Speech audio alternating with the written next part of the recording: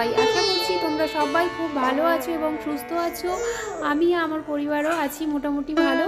তো আজকে একটা নতুন ভিডিও নিয়ে এসেছি। সেই ভিডিওটা হচ্ছে একটু অন্যরকম। রোজকার কাজকর্ম আর কিছু বেশি তোমাদের সাথে শেয়ার করতে পারলাম না।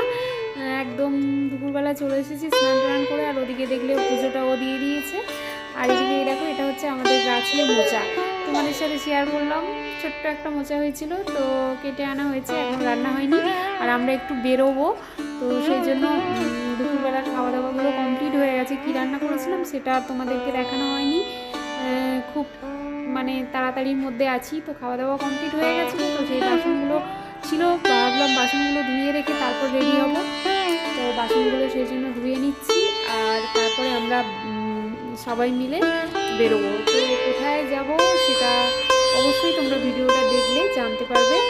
আর ভিডিওর সাথে থাকো, আর অবশ্যই একটা লাইক দিয়ে তোমরা ভিডিওটা দেখা শুরু করো, তাহলেই জানতে পারবে যে আমরা কোথায় যাচ্ছি। আর অবশ্যই আমি কিচ্ছু বলবো না, তোমরা ভিডিওটা দেখে কমেন্ট করে জানাবে যে আমি কোথায় গেছিলাম। অবশ্য তোমরা যারা যারা গেছো অবশ্য জায়গাটা দেখলে চিনতে পারবে, কমেন্ট করে আমাকে জানাবে। তো এটা করে এদিকে সবাই মিলে বেরিয়ে গেছি আর যাচ্ছি, ছেলে মেয়ে হাজব্যান্ড সবাই মিলে বেরিয়ে গেছি। তো এই জায়গাটা কার কার চেনা অবশ্যই কমেন্ট করে জানাবে, তাহলে আমি ভিডিওটা তোমরা দেখতে থাকো আর আমরা যাই আস্তে আস্তে।